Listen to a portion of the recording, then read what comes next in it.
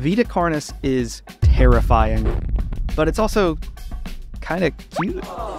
In a genre where most creators obsess over how to scare you, Vita Carnis manages to make you feel a whole host of emotions while being one of the most genuinely disturbing analog horror series to come out in years.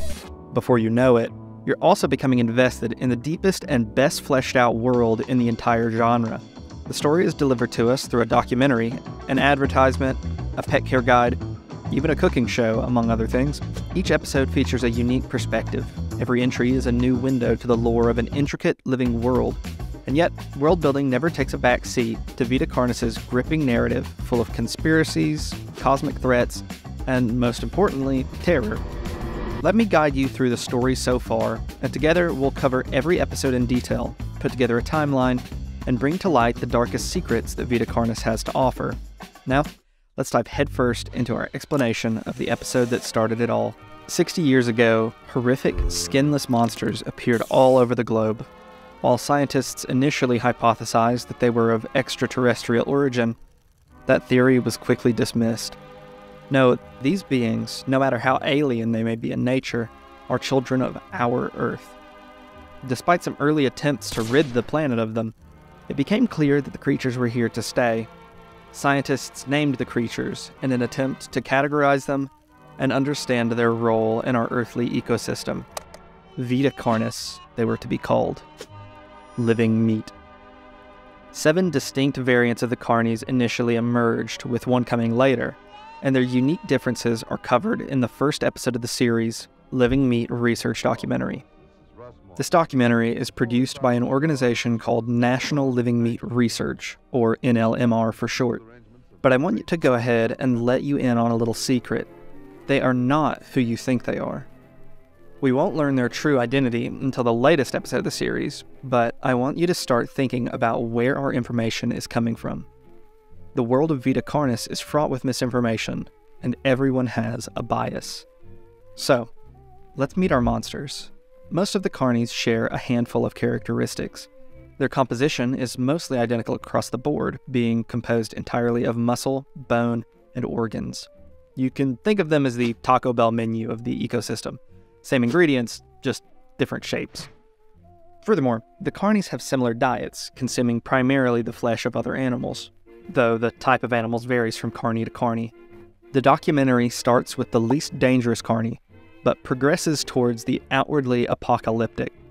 We'll unpack the other nightmares later, but for now, let's talk about the most widespread Carnie, the crawl. The crawl is a meaty vine that spreads out over the surface of the earth in visceral tendrils, like the circulatory system inside of a human body. They're similar in appearance to the small intestine, but with a deep red color. An external housing of muscle conceals a complex system of veins and arteries within the crawl, which transport nutrients back along its length. In many ways, the crawl is unfit to be classified inside of the animal kingdom, with its growth patterns being most closely similar to vines or fungi. As it grows, the ends of the tendril seek out nutrients and water from the environment, but the crawl is also capable of using a highly efficient form of photosynthesis to fuel its growth. Because of how efficient the crawl is, it's managed to cover the entire globe within the decades since the Carnies first appeared. While categorizing such a bizarre life form is difficult, there can be no doubt as to the value of the crawl. This Carnie is nothing short of an ecological miracle, supporting the entire ecosystem through a simple cycle of growth and decay. Theoretically, it should force plant life out of the ecosystem entirely. But as the crawl spreads, old growth breaks off and decays into an extraordinarily nutrient-dense compost that allows other plants to flourish instead of dying out. The drastic increase in plant life leads to a spike in herbivore population, which in turn allows the population of predators to reach new limits. The massive influx of animals results in an abundance of waste that the crawl can then absorb and continue to grow. Thus, the cycle repeats on and on in every corner of the world. Since the emergence of the crawl, nature has flourished in ways that humanity never thought possible. Near the end of the documentary section on the crawl, we see the screen glitch out and display a clipping from a newspaper. The headline reading, "Radio Tower Overgrown with Crawl." While it's impossible to make out any of the details of the article, I think the most important takeaway right now is that the crawl is expanding so aggressively that it's overtaking our man-made structures, and that the structure happens to be a radio tower. Finally, the documentary tells us that the crawl is an aid to humankind as well, with crawl farms popping up across the world. As of the making of the documentary, crawl is considered unpalatable for human consumption, but we'll see that change as the series progresses.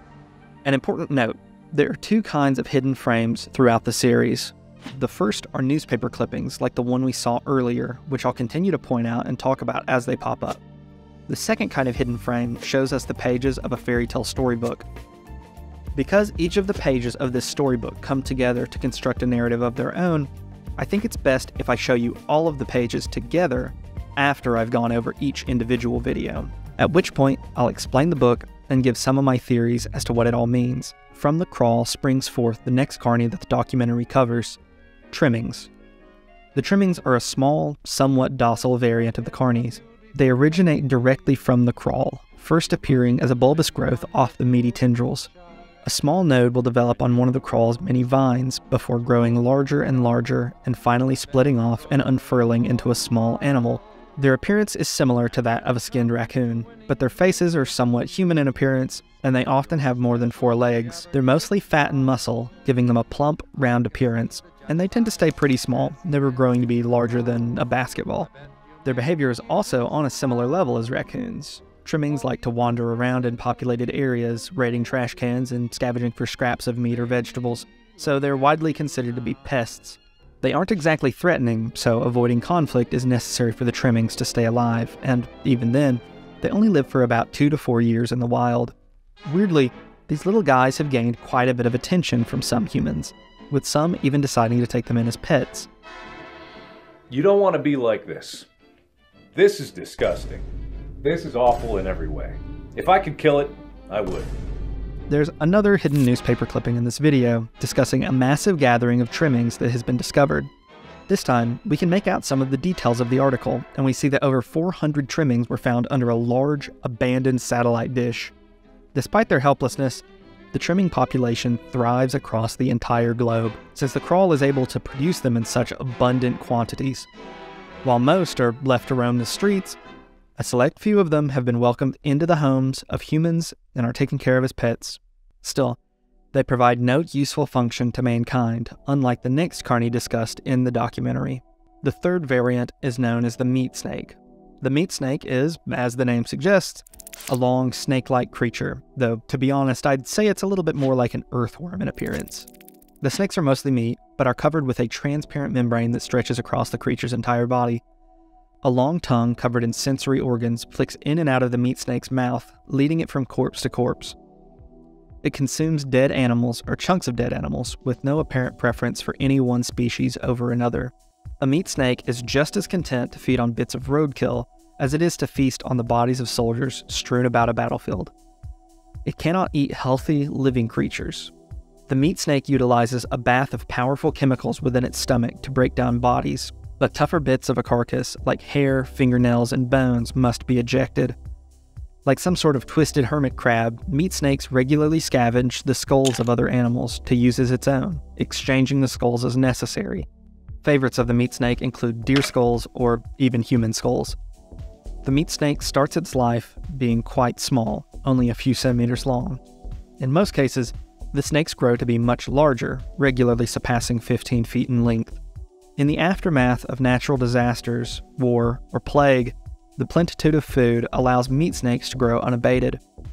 Like its size, the lifespan of a meat snake is also dependent on how much it consumes. The longest recorded specimen is believed to have lived for 28 years before it finally croaked. A hidden frame in the video reveals that researchers have even discovered a meat snake that surpassed 120 feet in length. With this article, we're actually able to make out quite a bit of what it says.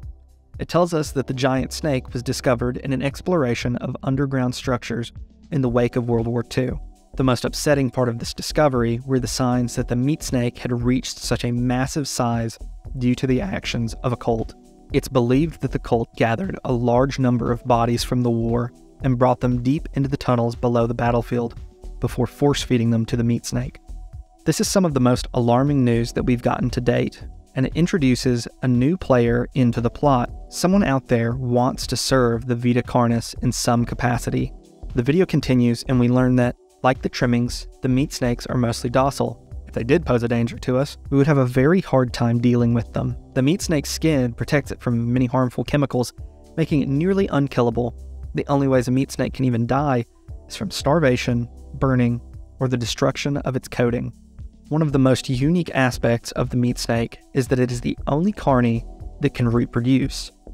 Once it grows large enough, it splits itself in half and forms another snake through a process of mitosis. Finally, I think that the most important thing about the meat snakes is the fact that humans have tried very hard to integrate them into society and to find uses for them. They're a clean way of disposing of bodies, so butchers, roadkill disposal, and zoos often make use of their ceaseless hunger. It's arguable that the meat snakes are the most useful of the carni, so let's take a look at the opposite end of the continuum, the mimics. Now, if you've seen anything from Vita Carnis, I'm betting that you've seen the mimics. These creatures are by far the most frightening and uncanny variant of carni. They resemble skinned humans with mouths twisted open into large, unnatural smiles. A wide maw of sharp teeth serves as the perfect tool for ripping off giant chunks of flesh, which the mimics swallow whole. Their arms and legs are stretched out in lanky, monstrous proportions. Mimics are the perfect predator of humanity. They look like us, they sound like us, and most importantly, they love the taste of our flesh. While most carnies are content to eat meat from any source, the mimics only eat human flesh. To maintain a healthy diet, mimics live in areas with dense human populations so that they do not risk starvation. The mimic starts its life in a similar manner as a trimming, but it differs slightly in shape. Whereas trimmings are fat and chunky, adolescent mimics appear lean and agile, crawling about the dirt on only 4 limbs. In its youth, the mimic is yet incapable of killing a human for food, so it will hunt animals such as mice and rabbits, gradually taking down larger prey as it ages. Once the mimic has grown larger, it undergoes a process of metamorphosis that results in the menacing figure described earlier. Fully grown mimics are much more aggressive, capable hunters. At this point, they're able to hunt using a much more complex and indirect method. The mimic will find a thriving human population and identify an individual who will make for an easy target. Like a lion stalking the weakest gazelle in the herd, the mimic will bide its time until a human splits off and finds themselves isolated. To hide its approach, the mimic may disguise itself with clothing, act like a mannequin, or even contort its body to hide inside of furniture within the victim's home. Undoubtedly, the deadliest weapon in the mimic's arsenal is its patience. Over several days or weeks, the mimic will observe its prey to learn the human's schedule and routine, waiting for the moment of fatal vulnerability to present itself. Then, when the human has tucked themselves into bed to sleep, or when they have ventured far off the beaten path on a dark night, the mimic makes its move, setting to work with its awful set of teeth. It rips flesh from bone until nothing but gnawed femurs and other viscera remain. Then, the mimic leaves behind the awful scene for someone else to find. As it shambles back into the outskirts of town to digest its meal, if something goes wrong on a hunt and the human is alerted to the mimic's presence, it can utilize its impressive vocal capabilities to confuse the person into cornering themselves. Once the quarry is cornered, the mimic attacks with swiftness and brutality, resulting in a quick death.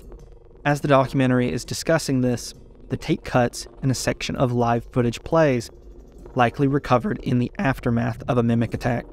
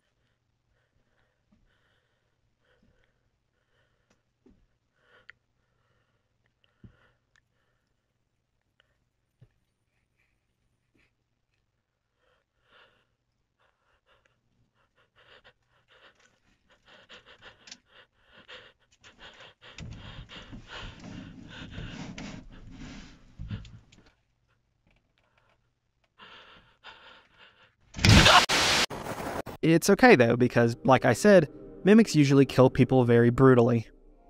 Oh, shoot, that doesn't actually make it any better, does it? Anyway, after the clip, we return to the documentary where we find out about the last stage of the mimic's life.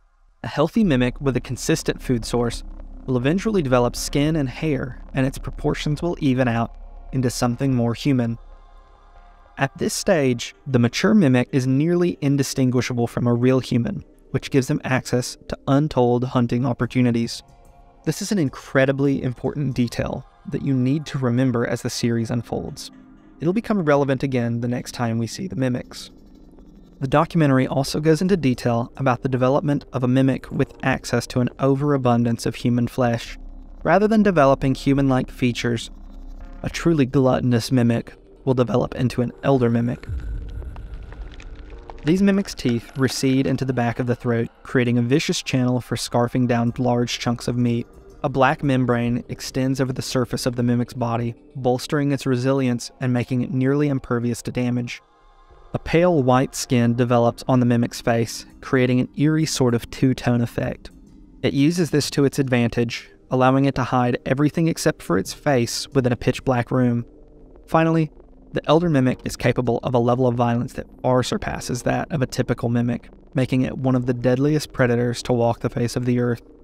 To date, we haven't actually seen an elder mimic in the series, but man, I cannot wait for the day when we actually do get to see one.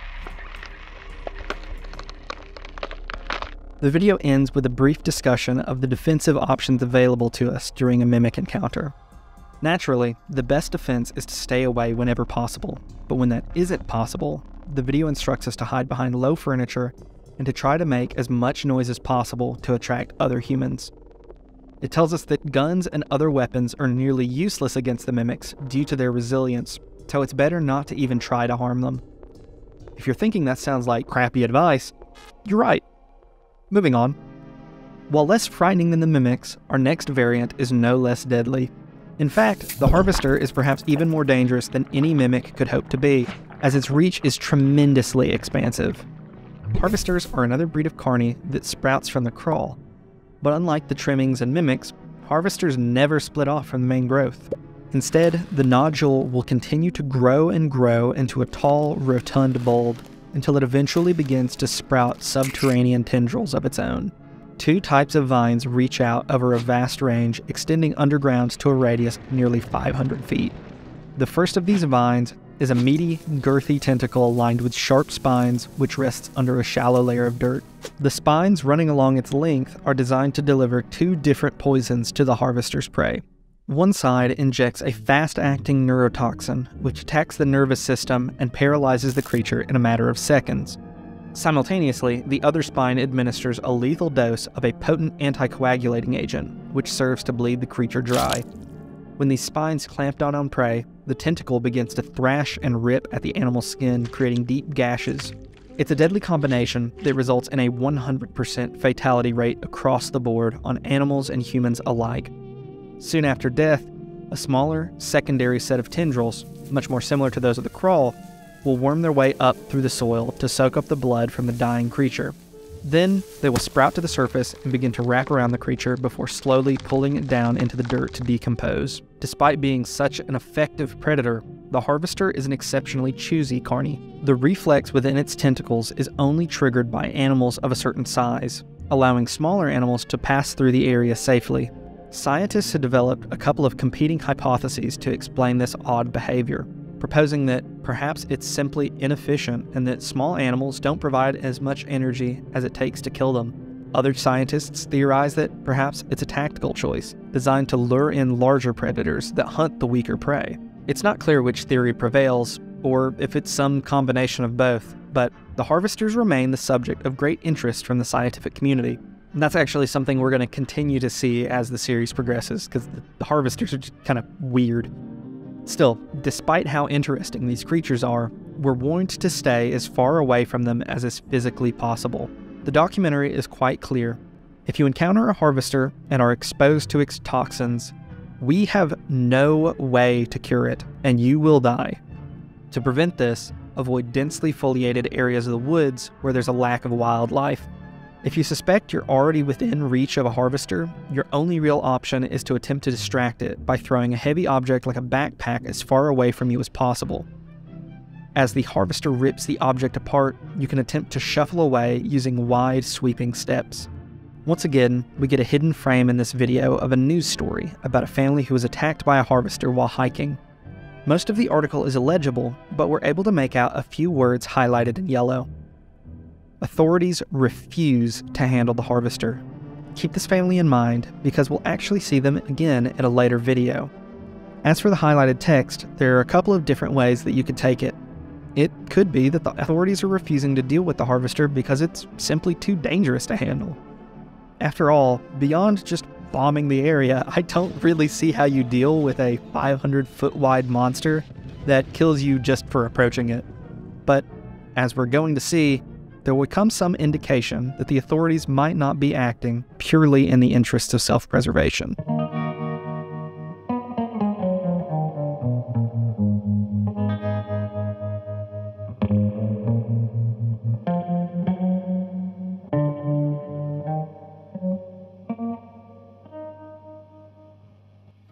We're coming up to the final few variants now, and you'll see that they start to get more and more strange. The next up is the host of influence, a carny that takes a unique approach to finding food. The host is named after a host that invites dinner guests over to a party, not the host in a parasitic relationship. It has a semi-humanoid body structure, but with a clump of muscle fibers that extend down into the ground, rooting the host in place. It is, however, able to uproot itself if it decides to move to an area with a greater supply of food. Like most other carnies, it lacks skin, but the host has a unique sort of meaty plating that protects its most vulnerable points from harm. You can think of this like a knight's plate mail, protecting its user while maintaining flexibility. The host's head has a smooth, featureless patch where the face should be, and a long vertical mouth that cuts down through the neck, allowing the host to feed. Several long, hollow hairs extend from the host's back towards the sky.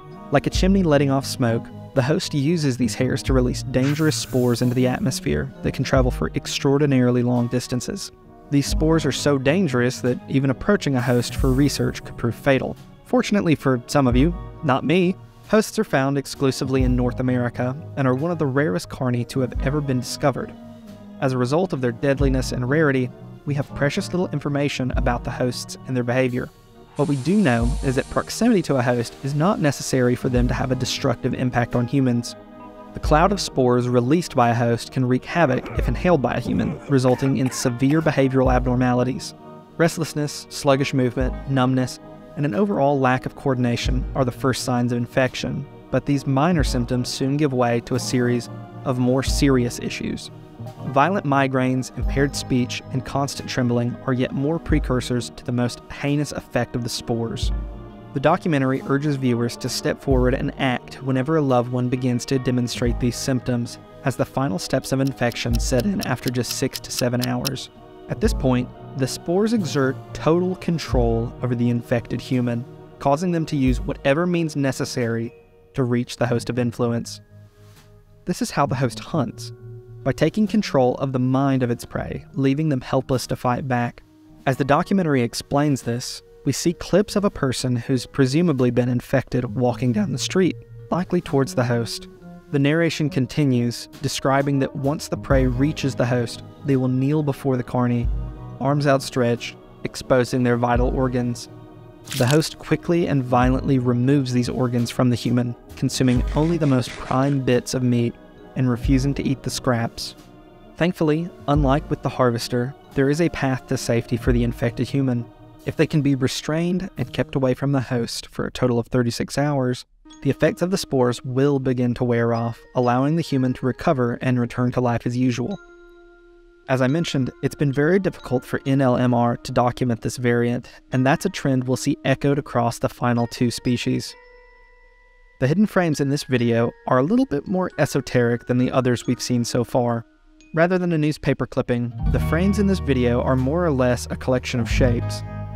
The first of which being this, a blurred image of a black circle with a red triangle in the middle. The second frame appears to be a couple of people wearing robes. As we dig deeper into this world, I promise that these will make a little more sense. By far the most eldritch of the Vita Carnis are the 7 gargantuan monoliths. Due to their size and proximity to one another, we've been able to locate every single member of this particular species. The monoliths are an entirely stationary variant that stands more than 350 feet tall, with each one being firmly rooted into the ground in a similar fashion as the host, only with a much more expansive root system. In place of arms, it possesses several long strands of muscle fiber that reach to the ground. The monolith, though stationary, will use these strands to lash out at anything that passes too closely. At the top of the creatures, where a head should be, is an inverted triangle with a hole in the middle. From this structure, the monoliths are capable of emitting extremely loud sound waves, as well as an electromagnetic pulse capable of frying electronics. Now, here's the start of the really strange stuff. Firstly, the monoliths only appeared recently, nearly 40 years after the rest of the Vita Carnis. If such a monstrous creature had been around since the 30s, they would have been discovered much earlier, so they seemingly appeared from out of nowhere. Furthermore, while their exact location has been redacted from the documentary, all 7 monoliths are arranged in a circle that's nearly a mile in diameter. We know that the monoliths are surrounding something, but once again, this information has been removed from the documentary. For one reason or another, something out there doesn't want to make public where the monoliths are or what they're guarding. For the most part, however, the monoliths simply do nothing. The documentary includes details about a single military encounter with the monoliths in which they became very aggressive and killed several humans. It ended with a volley of long-range missiles being fired upon the monoliths, but we're only able to make out sparse details through near-constant redactions. A short cutaway shows us a brief moment of movement from the monolith, possibly from the night that the bombs were fired, although that's somewhat speculative. In spite of the apparent effectiveness of these bombs, the monoliths regenerated their damaged tissue very rapidly and resumed their defense. When it became clear that no victory would be found by mankind, they retreated and ultimately gave up the area around the monoliths, fencing it off and preventing all future travel near the Carnis. I wish that I could unravel the mystery of the monoliths a bit more for you, but until we get a hold of unaltered footage, I fear that we'll be left grasping at straws, and that's a fact that holds doubly true for the final Carni known to mankind. To even find out about the 8th variant of Vita Carnis, you have to watch to the very end of the full Living Meat research documentary, as there's no individual entry for it. Even then, the section dedicated to it is highly distorted and barely looks like something that NLMR put together to go into the documentary. The singularity is entirely unlike the other Carnis covered thus far. In fact, call it living meat seemed altogether unfitting for the creature. It's a small, dark orb about 3 feet in diameter that contains hints of dim light. It hovers above the ground and has been recorded doing strange things like emitting energy signatures, distorting magnetic fields, and transmitting pattern-like signals. Finally, the documentary points out that we have no idea how many of these creatures exist, and that all information surrounding them is closely protected and classified. Everything that NLMR knows about the singularity comes from a single classified document from an unknown source. Later on, I think we'll get a pretty good idea of who this source was, but for now, we're really just left in the dark. So, now that you're acquainted with each variant of Vita Carnis, let's take a look at the ways in which the world has changed since their arrival. The first thing you'll notice is that humanity has shown a high degree of acceptance and adaptability when it comes to the Carnis. After all, why be afraid of something you can eat? The next video in the series is one of the most unique things I've ever seen done in analog horror. A cooking show that teaches us how to make a, delicious meal from crawl. While channel surfing through TV stations in Canada, you may come across a recipe for the popular new meal, cheesy crawl penne. The full recipe in the video is actually quite detailed, but if your crawl farm is doing as poorly as mine is, I doubt you'll be chowing down anytime soon. That in mind, I'm going to focus on the narrative highlights of the video. Firstly, as the channels are being flipped through at the beginning of the video, we see a brief announcement that the Canadian Security Intelligence Service is looking for a man named Vincent Barrère, who is wanted for interprovincial travel as well as the production of sensitive material. Now, I'm not from Canada, but as I understand it, interprovincial travel is decidedly normal unless extenuating circumstances force the country into a state of lockdown. So, circumstances with the Carnies have evoked concerns about unrestricted travel, and the government has stepped in to intervene. Later in the series, we'll learn more about Vincent's criminal activity, but for now, just let him hang around in the back of your mind. Another notable detail is the year in which his photo was taken, which lets us know that this recording is from the year 1988 at the absolute earliest. We know that as of the recording of the Living Meat research documentary, Crawl was unsuitable to the human palate, so we can deduce that this video is from some time after the documentary, once humans have found a way to make it palatable. The fact that humans can now eat Crawl is due to a new product on the market from Nutrier Company, a seasoning manufacturer. According to the chef, this is the most critical ingredient for the entire recipe. If you've been paying attention, Nutrier's logo should look familiar to you, because it's the exact same symbol that was hidden in the host of influence section of the documentary. So anyway, the last step in the process is to let the dish cool to less than 60 degrees C before adding the Nutrier Co. flavor enhancer, otherwise the seasoning won't work. Now, I don't think I need to tell you, but you normally don't have to wait for a dish to cool down for seasoning to work. This should definitely raise some red flags, but we won't fully explore the implications of this until we revisit the flavor enhancer later in the series. The next video is a fan favorite, the guide to owning a pet trimming. When you look at these wrinkly little old men, you may not think to yourself, I gotta have one, but according to the video, trimmings have already made loving companions for many people. The guide tells us that they're easy to take care of and are a more interesting option for pet owners than getting a dog or cat. The first step to taking adequate care of a trimming is to keep them at a moderate temperature and to provide them with a warm place to sleep. Ideally, something like a cardboard box with blankets to cover themselves. Trimmings will eat anything from cat or dog food to table scraps, so they can actually be a good form of waste management within your home. If you adopt a trimming, and by adopt I mean yank one of these little suckers off the street, be prepared to endure the most horrific death wells you can imagine, every single night for the next 8 to 12 years. Trimmings are nocturnal, and boy do they love to scream. Just listen to how cute they are.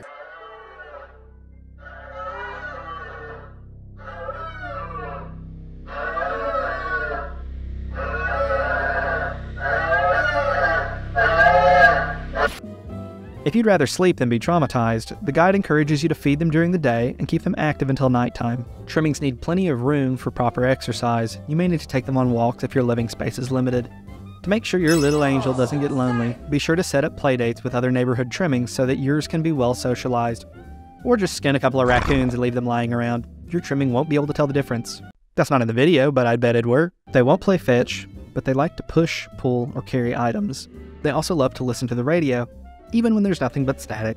Finally, the guide tells us that trimmings want to have a connection with their owners, so plenty of affection and attention is necessary. You should also tell them about your day whenever possible, as they love to hear the sound of your voice. And that's pretty much the end of the guide. Within the context of Vita Carnis' narrative so far, I think the most important details we get from this video are the fact that people are starting to welcome the Carnies not only into their places of work, but also into their homes. It's no longer a matter of the Carnies being helpful little monsters. People are getting attached to them and bonding with them. Furthermore, I think it's of particular importance that the trimmings are so fixated on the radio. If you remember the hidden newspaper clippings from before, one mentioned that a massive gathering of trimmings was discovered underneath a large abandoned satellite dish. Before that, we saw a case in which Crawl became overgrown and swallowed up a radio tower. Though it isn't immediately clear why they're doing this, we've got enough evidence here to conclude that something's attracting the Vita Carnis to structures that are equipped to transmit signals across long distances. The next video in the series returns to the darker tone we saw in the Living Meat research documentary, and it's also a return to a story that you're already aware of. If you remember back in the meat snake section of the documentary, the hidden frames referred to the discovery of a massive meat snake far underground. This video, Meat Snake Specimen, explores that particular meat snake in even more depth. In 1945, when World War II ended, it came time to clean up the carnage that was left behind. In an underground expanse of tunnels, a cleanup crew discovered a strange blockage that, upon further investigation, turned out to be alive.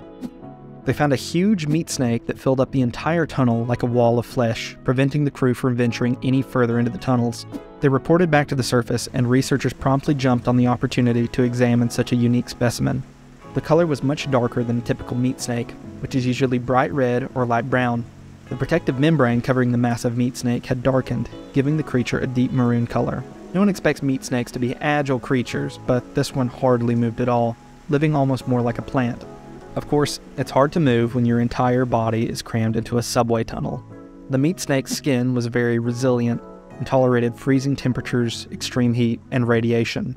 The acrid scent of rotting flesh that usually accompanies meat snakes was absent from the massive specimen, replaced inexplicably with the smell of scrambled eggs. Additionally, we can see from the video that this meat snake had not stolen a single skull, but instead had retained several skulls, which seem as though they could function as sharp, piercing teeth. Now, researchers were all the more motivated to find out what had led to the meat snake growing to such a size. They plotted a route through the tunnels that would allow them to reach the far end of the meat snake, and were mortified with what they found on the other side. A massive pile of uneaten bodies was located all around the meat snake's hind end, suggesting that even more bodies had already been eaten by the snake, growing it to its current size. The video cuts away before it can finish describing the site behind the meat snake, but we know from the hidden article that evidence suggests this to be the intentional act of a cult. Finally, despite being incapable of movement, the meat snake disappeared without a trace from the tunnel. The development of the meat snake's features is eerily similar to a change that we saw with another carny. The darkened skin and heightened resilience is consistent with the development of the elder mimics. Furthermore, the cause of this metamorphosis is the same in both cases, a diet consisting of a major excess of human flesh. These 2 points in mind, I'm comfortable with saying that what we're looking at in this video is an elder meat snake. That really begs the question, could this same result be replicable with any of the carnies? Could there be an elder harvester? What about an elder trimming? I shudder to think of what an elder host could be capable of, especially when humanity can hardly handle the mimics. Mimic Defense Instructional Video is the next video in the series, and it comes to us in the form of an emergency broadcast that went out on October 23, 1986, regarding the significant rise in mimic-related incidents. It's becoming more and more clear that this situation with the Vita Carnis is not stabilizing. We aren't approaching a state of harmony with our new ecosystem, and we aren't learning to adapt. Things are starting to spiral out of control, and, as the video states forthrightly, humanity is under attack. Mimic populations are steadily and dramatically spiking, and we're seeing an increase in missing persons and mimic-related deaths on a global scale. These undeniable facts prompt the need to educate the populace on how to defend themselves from the mimics. First, mimics only eat people, so it's important to understand that you're their only prey. To a mimic, it's you or them. They're smart, adaptive, patient, and observant. They choose to hunt people when they are most vulnerable, such as when they're sleeping, walking alone, or cornered. They will try to catch people by surprise by hiding in furniture such as sofas, couches, recliners, or other places where they can wait comfortably. They twist their bodies to hide, but they can use this same plasticity to make themselves look larger and more intimidating. Adult mimics are even so advanced that they will wear layers of clothing to blend in and hide their bright red skin. On rare occasions, they can look very similar to people, but there are still ways to identify a disguised mimic. Large eyes, flat noses, and wide smiles, as well as the mimic's long fingers, are the clearest signs. But even more subtle details like irregular patterns of walking can give a hint to their true nature. The broadcast outlines a series of guidelines for the event that you meet a mimic. First and foremost, do not panic. Attempt to appear larger, stand your ground, and make noise while making eye contact, since they will not want to attack a potential threat. If you have a weapon, such as a firearm, aim for the head and legs to immobilize the threat. If a mimic has not discovered you yet, stay out of sight and call the authorities. If the mimic chases you, run to somewhere outside and hide. Do not leave the area so that authorities can locate you and help. Finally, stay low and stay quiet. Some of you may be thinking to yourselves, hey, doesn't that contradict what we heard from the Living Meat research documentary? And yes, it absolutely does. Specifically, there are 3 major differences between the documentary and the emergency broadcast that we need to acknowledge. Number 1, the Living Meat research documentary tells us that, in the event of a mimic encounter, to attempt to move towards an obvious route of escape. Now, in the broadcast, we're told that the first step is to stand our ground, making ourselves look larger and more threatening. Number 2, the documentary tells us in no uncertain terms that attempting to wield a weapon against a mimic will only end poorly. But the later broadcast insists that firearms are an effective means of deterring the threat posed by a mimic. Why don't they just shoot them? Number 3, The documentary makes it clear that it's almost impossible to tell a fully mature mimic apart from a normal human. The emergency broadcast tells us that even mimics disguising themselves as humans can be identified by their features, but we know from before that this only works on younger mimics. Seeing as I've never been attacked by a mimic, I'm not qualified to tell you which set of instructions will give you the best shot at survival, but it doesn't take an expert to tell that something's weird here. If we can't get on the same page about how to deal with the mimics, we'll continue to see the number of fatalities grow day by day. You have to wonder, who's producing this information?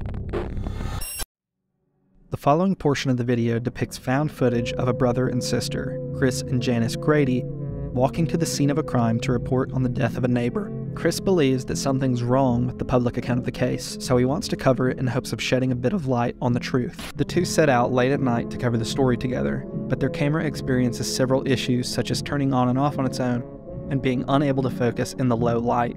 The two talk and walk for a long time, and eventually arrive near the scene of the incident. Chris hands the camera off to Janice and begins to read from a note card.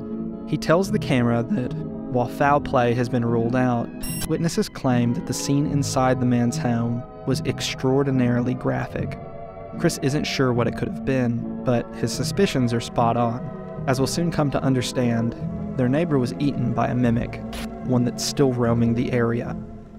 The issues with the camera result in the pair failing to record a satisfactory explanation of events, and they head home. On the way back, however, Chris suddenly goes missing.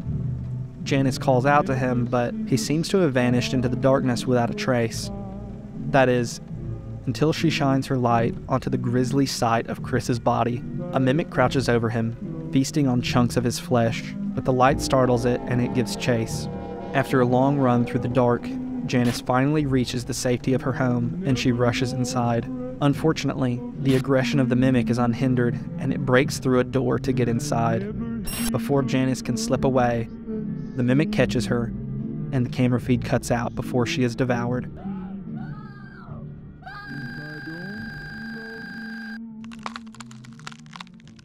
The horrors don't end there, because the next video, Species Anomaly Report, is arguably the most disturbing episode of Vita Carnis to date. Once again, we're going back to one of the hidden articles from the documentary, this time from the Harvester section. The video starts off by telling us that abnormal behavior has been recorded in the population density of harvesters between August and October of 1989, and we see a map charting their locations surrounding Hudson Bay in Canada. Notably, if you compare this map with an actual map of Hudson Bay, the map from the video shows a massive island in the middle of the bay that does not exist in the real world. The video glitches out, and we see a picture of a family, followed by an audio recording and a blurry photograph that appears to be the family playing outside in the woods.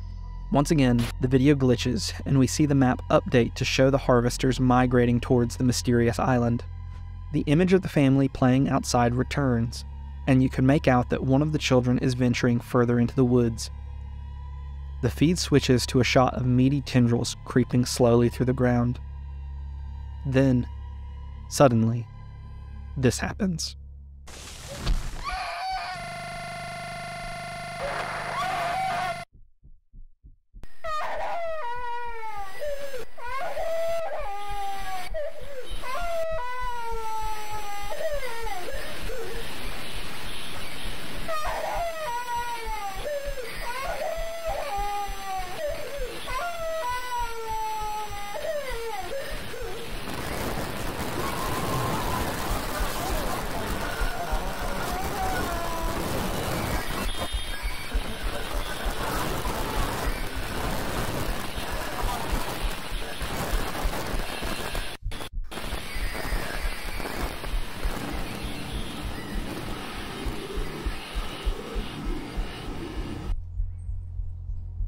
The video distorts again, and we see that by October, the harvesters have gathered closely at the edge of the water surrounding Hudson Bay almost entirely.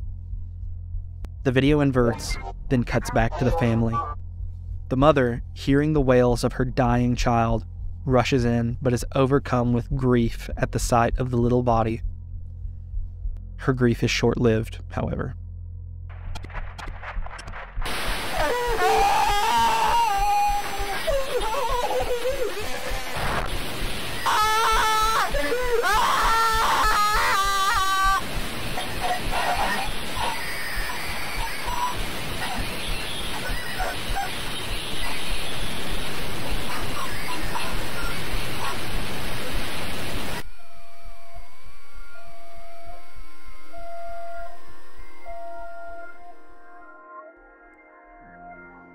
With this video, Darian really allows the audio to shine, and if you've seen my video on Skinamarink, you know that I love to see creators make use of the full audiovisual medium. The sounds in this video are, to put it bluntly, horrible. It reminds me very much of the audio you hear in recordings of 911 calls, and it's very difficult to recreate that sort of visceral, mortal terror when no one is actually in danger. I have no idea if these screams were something that came from the internet or were just recorded for the video, but man, they are the most haunting, upsetting noises I've ever heard from an analog horror series. But back to the narrative. What are we actually learning from this episode? The most critical information has to be what we see relating to the strange island in the Hudson Bay. You might chalk it up to some sort of production error. Maps in Vita Carnis have a tendency to be altered from the real world, but with how much focus is put on the island, I think it's safe to say that the alterations on these maps are a very intentional choice.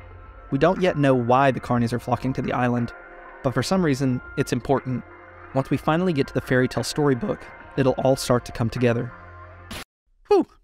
All this talk of cartography and mortal terror sure is making me hungry. Anyone have any ideas? Wait, I've got it. Let's eat some plain white bread with monster dust on it. Nice.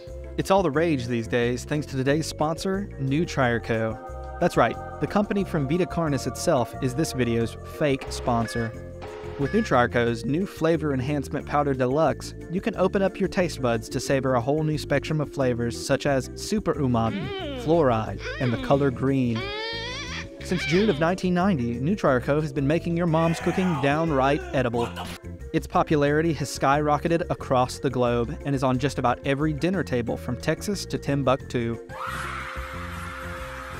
Put it on fried chicken, put it on pizza, put it on rocks. This remarkable new product makes anything, and I mean anything, taste great. And if it doesn't work, well, you're probably just not adding enough. Go ahead, pile it on. Soup tastes like dishwater? Dump in a whole bottle of this stuff to really appreciate the depth of that classic dishwater flavor. Good soup. Just remember not to let it get above 60 degrees C, or else the flavor enhancement won't work. Buy like 30 or 40 bottles today, and you too can experience true savor, whatever the heck that means.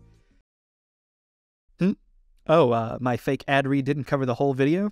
Oh, shoot, okay. So NutrireCo's advertisement for the flavor enhancer we saw back in the Crawl Penne video has become a worldwide commercial success. While it started out as a seemingly innocent way to get the most out of each meal, people have become addicted and dependent on the flavor enhancer to even eat. To them, eating without the flavor enhancer would be like you or I eating without salt or YouTube. It's totally inconceivable. Late in the ad, it even goes so far as to say that the flavor enhancer is required for each and every meal. Required for all meals, no matter how small it seems, just a little more. In a way that might be reflective of the state of the world, the ad ends by devolving into complete and utter chaos. Why is it that this spice has such a profoundly destructive effect on anyone who eats it? I believe that the most simple answer is likely the right one. It's not a spice. Where else in the series have we seen dust that results in major behavioral effects when ingested by humans? All the way back in the Living Meat research documentary, it tells us that one particular carny is extraordinarily dangerous, not because of its strength, speed, or ability to hide, but because of the way it hijacks the human mind. The documentary only tells us what happens when spores from a host of influence are inhaled. What would happen if someone were to, eat them? Would it have the same effect, or would it set a slow, gradual process in motion? Oh, and one more time, when was it that we first saw Nutrire's logo? That's right, back in the documentary section about the host. Just some food for thought. The second to last episode, Uncovered Documents, is one that a lot of viewers have missed as it's unlisted. It's not particularly hard to find. It's buried in the official Vita Carnis playlist on Darian's channel, but it has a fraction of the views of other episodes. This video is a bit different from the rest of the series, in that it feels less found than anything we've seen so far. I believe that whoever made this video had three primary goals in mind. First, to expose the destructive effects of NutrireCo's flavor enhancer. Second, to shed light on NutrireCo's connections within the government and military. Finally, to warn of the growing danger posed by the Vita Carnis and their human supporters. We first see articles about the fall of NutrireCo as new research has shown that consuming flavor enhancer results in severe health issues and sickness. While you may say that it's great that they've been found out, the problem runs much deeper. Images flash across the screen of government officials who wear pins bearing Nutrir's logo. We see more and more people in high-ranking positions bearing this symbol, showing that whatever the black circle and red triangle represents has a high level of influence on a global scale. The video shows us the image of an ant crawling up a tree branch before something akin to a cordyceps fungus sprouts from its head. If you aren't familiar with the cordyceps fungus, it's a type of spore that infects an ant and causes it to want to climb to a very high place. Once the ant has reached a sufficient height, a pod will emerge from the ant's forehead. The pod will then burst, spreading even more cordyceps spores down to the colony below. This has grim implications for the future of the story, considering the parallels of this fungus with the spores found in flavor enhancer. Finally, we see another article about an organization known as the Containment and Research Consult Association Society, abbreviated as Carcass. Apparently, Carcass has been running into some difficulties with government agencies for violating policies. We won't know what these policies are until the next video, but I would hazard a guess that the governmental bodies they're in trouble with are the ones who wear those black and red pins. If that's the case, I would also assume that they're violating policies put into place to protect the Vita Carnis. The video ends with the subject line of a new video log: Message for Carcass. Message is the final episode of the series so far, and everything has been leading up to this. If you've enjoyed the explanation, I just wanted to let you know that we're almost at 550 subscribers, and I would be absolutely thrilled if you decided to join us.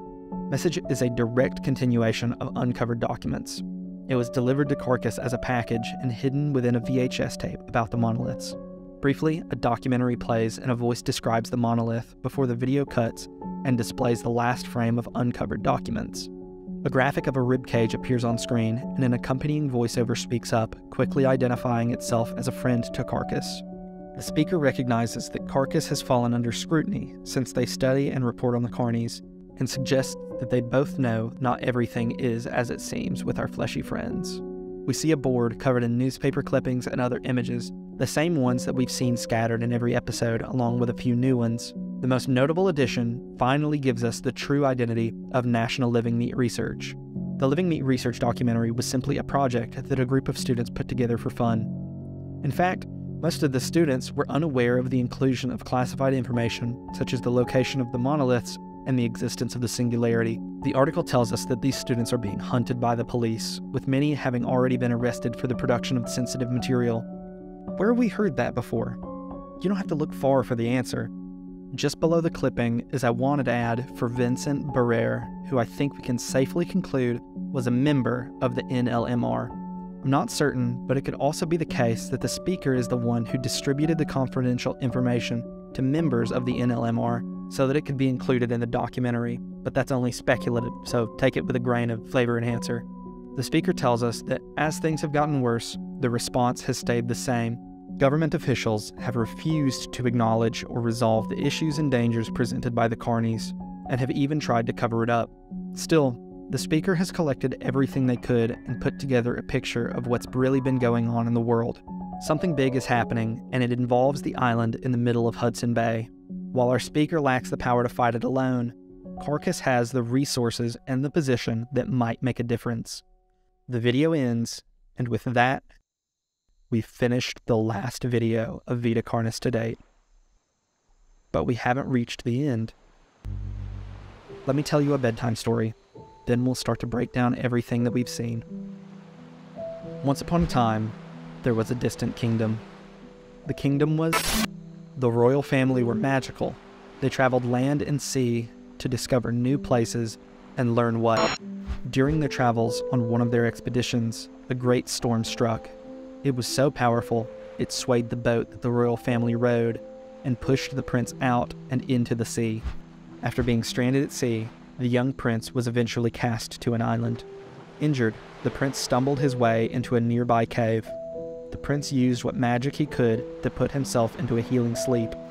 But the prince's sleep was long. He slept for what seemed like forever. As he slept, the land around him changed and grew.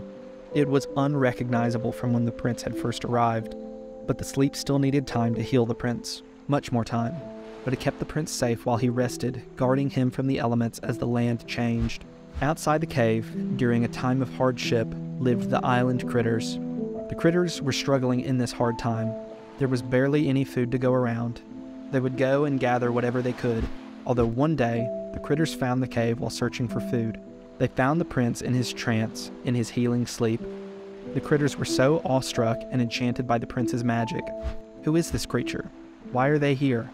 Are they dangerous? A thought was brought up. What if this creature could use its magic to help them? It may grow food or heal sickness. They continued to argue about the prince and his magic.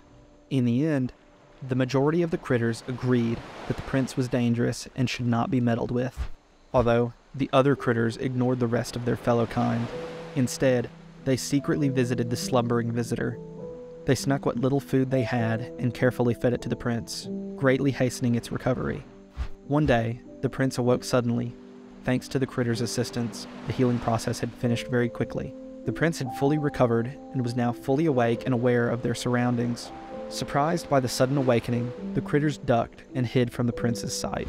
One of the critters built up the courage to meet the now awake stranger. They crawled to the prince's side and extended their hand in friendship. The prince reached back and, together, they had formed the bond that will change their fate. The critters led the prince out of the cave, up to the top of the hill the prince had been buried under, and showed them the forest. This is our home, full of wonder and beauty. Although, the forest struggles to provide for all of us critters, and we're facing disaster. Can you help us? The prince stood back, spread his arms, and before him glowed a bright light. Mystical shapes and colors, lights and figures. The critters watched with wide eyes. Such sublime brilliance. The prince completed his display. He vowed with the power he held and the help of his kingdom, he shall heal their home. The prince gathered what he could and then set sail onward. Once the prince returns home, they will come to the island and return to the critters. And that's the storybook. Of course, it's all symbolic, so here's my interpretation. The prince is the singularity, sitting at a throne above the Vita Carnis. Even though we're told at the start of the series that the Carnis are terrestrial in origin, I believe that the sea is outer space. The island takes on a dual meaning, being both Earth and the island in Hudson Bay. The singularity has simply been stranded here for so long that it's as terrestrial as any of the other creatures around us. More so, in fact.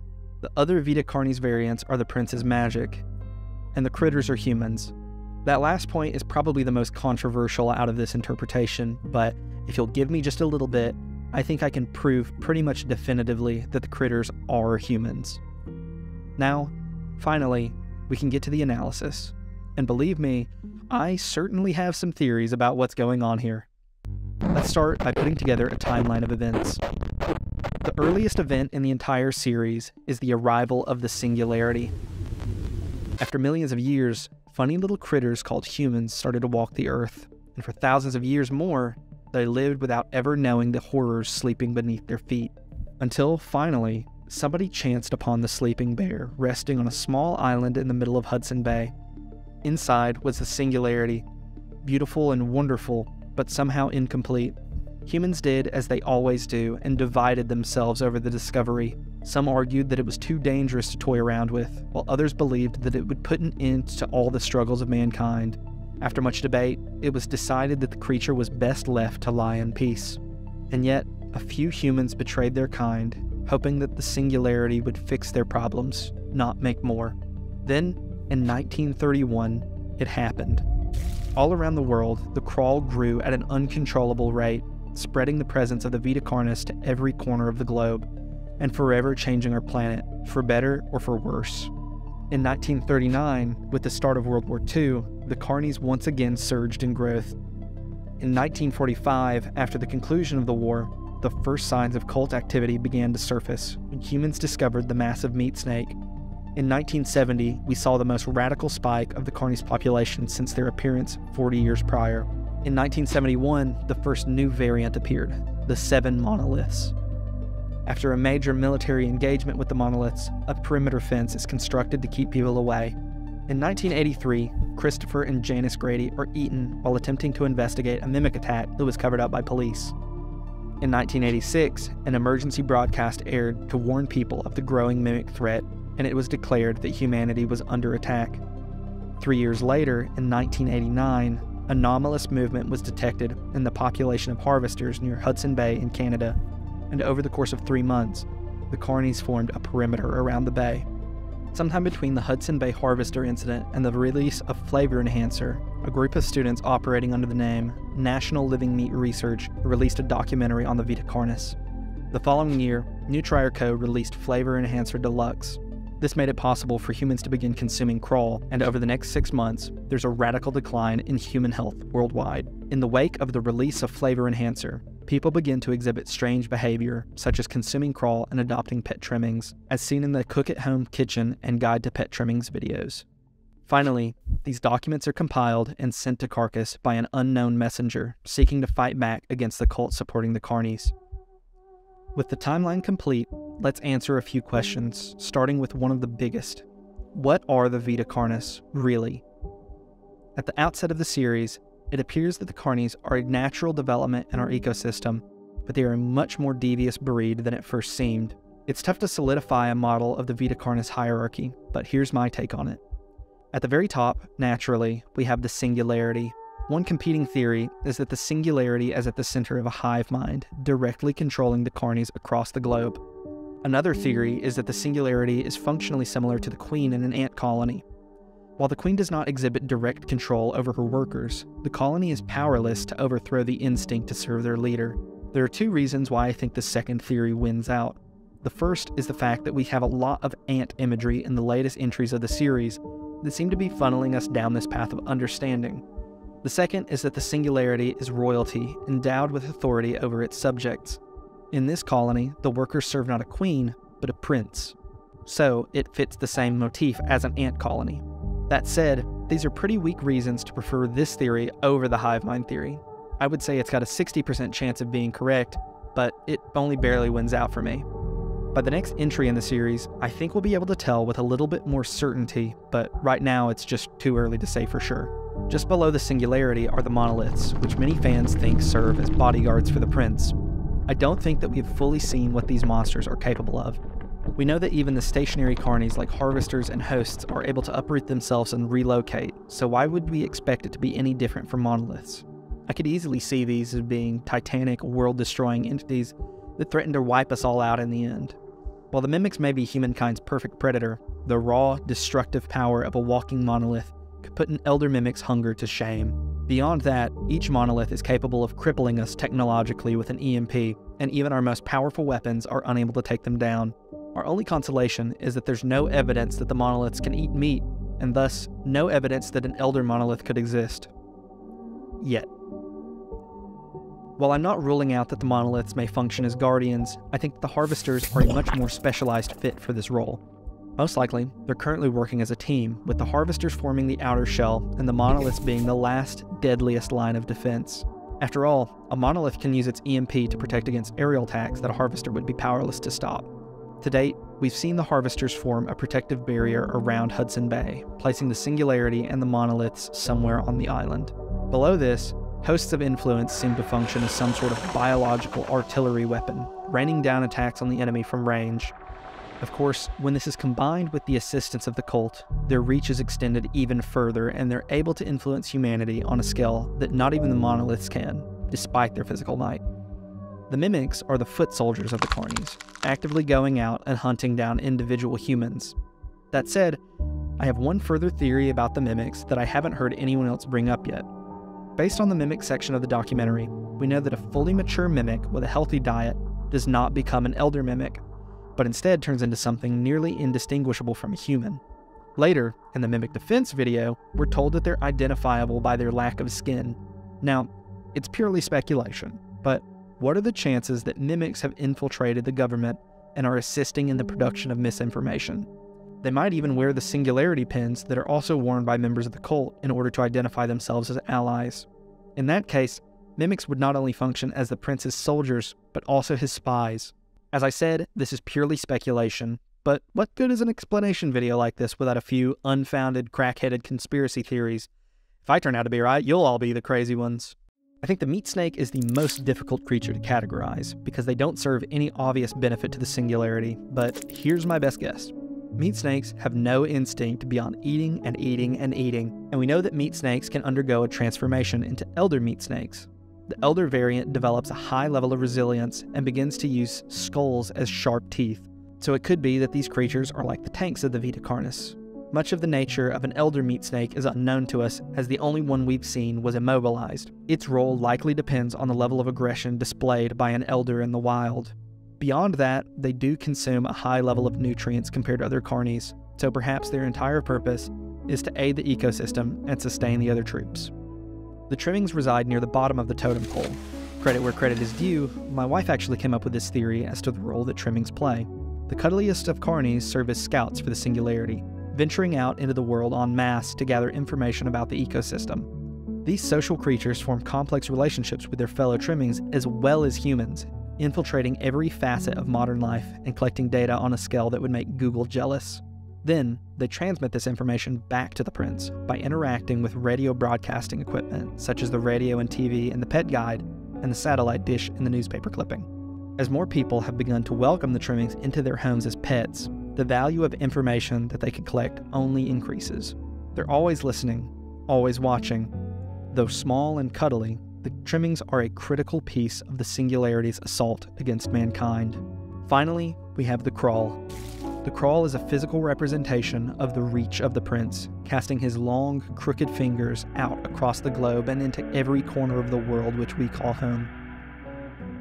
The crawl delivers the minions of the singularity across a battlefield that spans the earth. The might of the Vita Carnis surpasses anything that humans could ever muster. While we must mobilize our troops in response to each threat, the Vita Carnis simply birth more. The crawl endlessly churn out horror after horror, flooding our world with flesh and with viscera until we drown in a sea of meat. Here, standing before a tidal wave of blood that threatens to wash away all that we have made, a select few humans have given everything to hold on to what little they can. By submission, the cult of the singularity hopes that the ignorant masses will be spared. But who is the cult, and where have they come from? When humans first discovered the singularity, they split into factions. Some rightly saw that the carnies were dangerous and that it was best to stay away or even to try to eradicate them. But not everyone saw it that way. Some people in very high positions looked to the Vita Carnis as a way to heal mankind, and so they began to try to seek the favor of the singularity by feeding it. The cult, therefore, are the critters who rebelled and snuck off to aid the prince. Many argue that the critters are not humans, but are simply animals that inhabited the island around the singularity. They fed it, only in the sense that they allowed themselves to be consumed. I don't think that there's any chance that this is the case. When we look at the actions that the critters took, we start to see that they can really only be humans. They don't mindlessly avoid the prince, but rather confer, debate, and agree that the prince is better left alone. These are not the actions of an animal, but of rational beings, humans. Furthermore, we know that the critters found the singularity during, quote, a time of great hardship. When we confer with the timeline to see when the carnies were discovered, it lines up perfectly with the Great Depression. Canada, in particular, is a country that was hit extremely hard by the Depression and would have had a serious issue with finding enough food for all of its people. So, here's how the cult started.